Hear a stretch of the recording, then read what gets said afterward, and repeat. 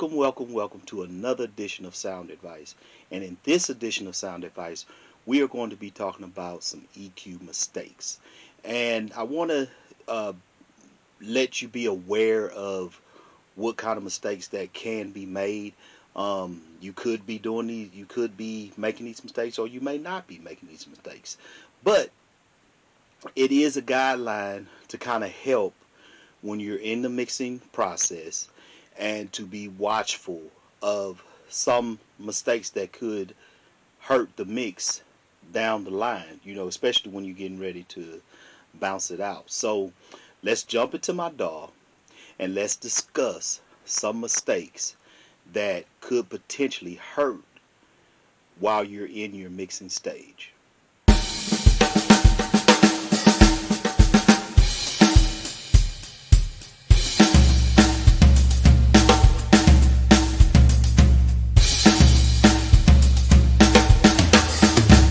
So let's get into some mistakes. Relying on plug-in presets too much. Don't just automatically start trying to put on presets. Don't just come in your preset box. Okay, male R&B vocal. And you want it. Yeah, I got it. You know what I'm saying? It could be a guide for you. It can kind of help. But I guarantee you this R&B male is not going to work every single time. And I'm going to go on a limb and say this, that R&B male may be better for the pop female. A pop female vocal or that pop song you working on. You see what I'm saying? So don't rely on, now I do have some presets that I use all the time because they work. Okay? But that was me really testing and really going through and seeing that I'm getting the same results every single time. Okay? And it still be sometimes I still got to make some little adjustments to my presets. But the two that there's two of them that I mainly use all the time, and that's it. But everything else is me listening. Okay, so the next mistake is number 2. Too much boosting. Okay. You should not be boosting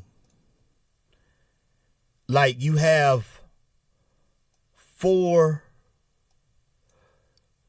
let's say you got 3 boost move to this one cut. No, I'm sorry. No. If you're doing that, you're going to run into a lot of problems heading to the end of the mix.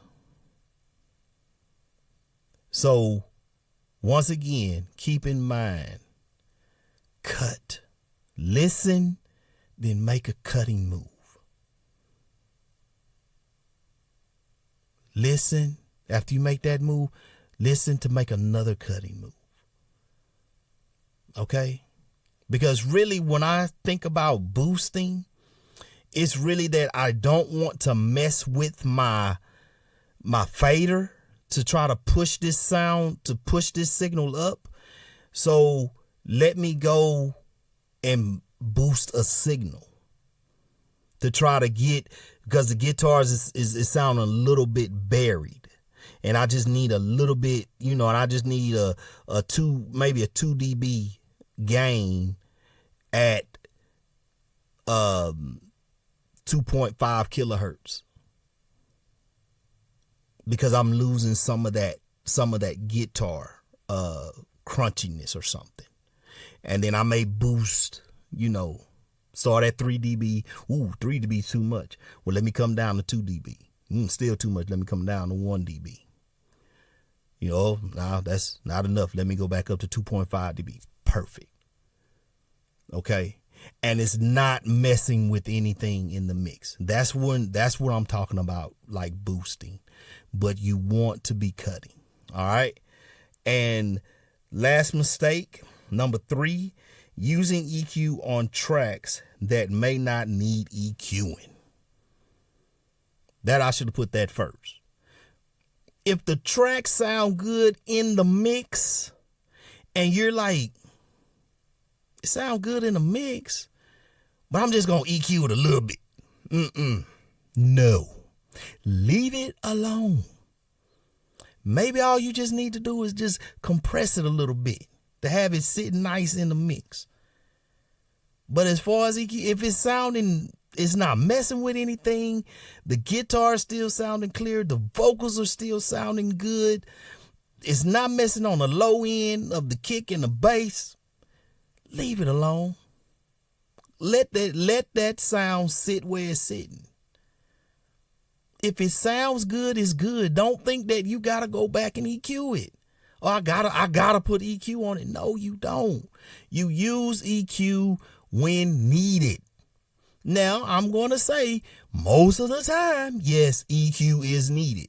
But there are some exceptions when you're in your mixing stage that EQ is just not needed. And if it sounds good, leave it alone. Let's move on to the next instrument, or move on to the next thing I have to do in my mixing process. Okay? So the last thing I want to share is my EQ chart. And what I'm going to do, I'm going to leave a description for an EQ chart that is not this particular one, but it's one that's just like it. And I'm going to leave the link in the description below. But I just want to back up what I'm saying about we hear in the mid range. And if you look at all of these instruments, they all are in that mid range frequency with the fundamentals. The fundamentals are the red. If you look here with the fundamentals, they're all in that mid range frequency. So these are a lot of instruments that live there. And this is where we have to balance out and make these things sound clear. Okay. So look at the snare. The snare drum is at 100 hertz to about 350 hertz. Okay. Let's look at the male vocal. 100 hertz all the way. Its fundamental is all the way to 1K. But 350 hertz, that's all with that snare. See, so you have to move the male vocal around to where it still sound good, but it's not interfering with the snare, and the snare is not interfering with the male vocal. So when you hear that snare and you hear the punch of the snare, you hear the harmonics of the snare, when you're hearing all of the what makes up that snare, and it sounds good, but you also hearing everything what makes up that vocal, and they're separate, but they sound good. See, that then you achieved what you needed to achieve. But when it sounds muffled, that's because they're sharing frequencies that don't want to share that space. And you have to find them its own space so everything plays nicely together. Okay. And that's what this frequency chart will help you with. And I use my frequency chart all the time. I've been doing this for a few years now, and I still pull out my frequency chart because sometimes I find myself in I'm making my moves and then it's like, dang, it's still just not sounding right. Well, let me pull up my frequency chart and let me see where these fundamentals may lie.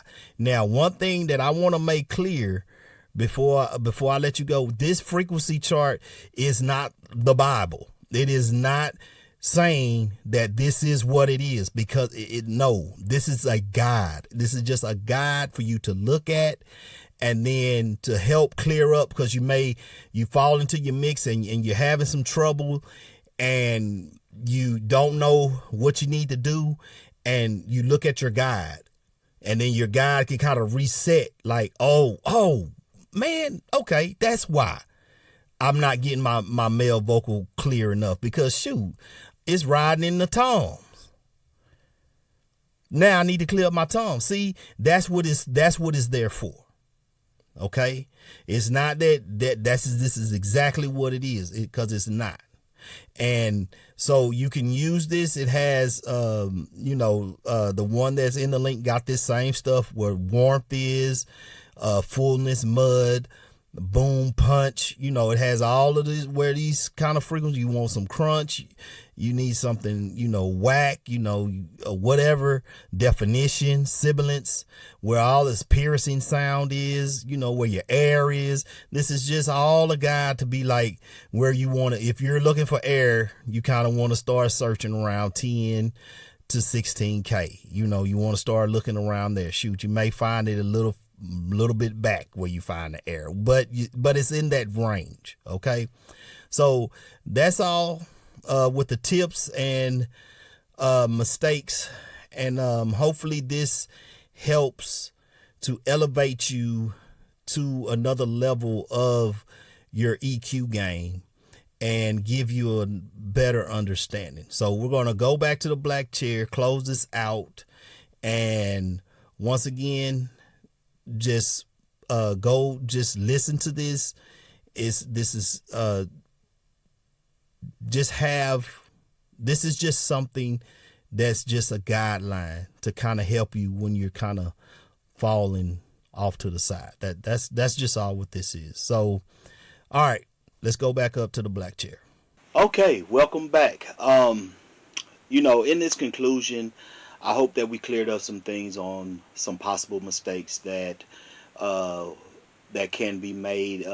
These are most common mistakes that are made, and what gives beginners and intermediates problems when they're in their mixing process. So I hope that this was able to clear up, and I just want to just reinforce, I got my notes here, that don't rely on presets. If anything, make your own presets. Listen and make your own type of preset, that may help. You have a preset that's a guideline to when you are working with the guitar, because presets do help make the workflow faster. Another thing is too much boosting. And the reason why you just really don't want to just do all that boosting is because you're going to have problems later on in the mix. And then you're going to be wondering, well, where did I go wrong? So cut first. And then if you need to boost later, that's more easier to do than trying to cut later. So just think about that. Just think about cut first.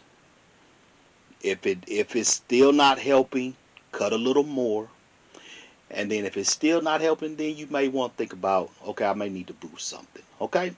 And then the other thing is use an EQ when needed. That's just so very important. If the sound is sounding clear in the mix, there's no sense of using EQ. Okay? If it sounds good in the mix and you don't have an EQ on it because it sounds clear, just leave it alone. It don't need EQing. Now it may need something else, but because you're listening, you know that it don't need that. And lastly, don't be afraid of the EQ chart. A lot of people don't want to use that EQ chart. That EQ chart is a guideline. It helps you. Okay? And the more you implement that EQ chart, trust me, you'll start knowing. Because you're using your ears, you have the visual representation of the chart, and after a while, you'll discard that chart. But don't be afraid of using a chart. Don't think that the chart is cheating, because it's not. But it does help, and it will help you. And the more you work with it, the better you'll start actually hearing things. So don't be scared of that. So anyway, this has been another edition of Sound Advice. My name is Jeff McKenzie, and I just want to encourage you all to check out my website. It's soundadviceforyou.com. Check it out. I have my mixing service on there. I have music that you can listen to on there. But feel free to go check it out. And if you need my services, I'm here. I'm available. All right. Well, with that being said, I'll see you on the next one.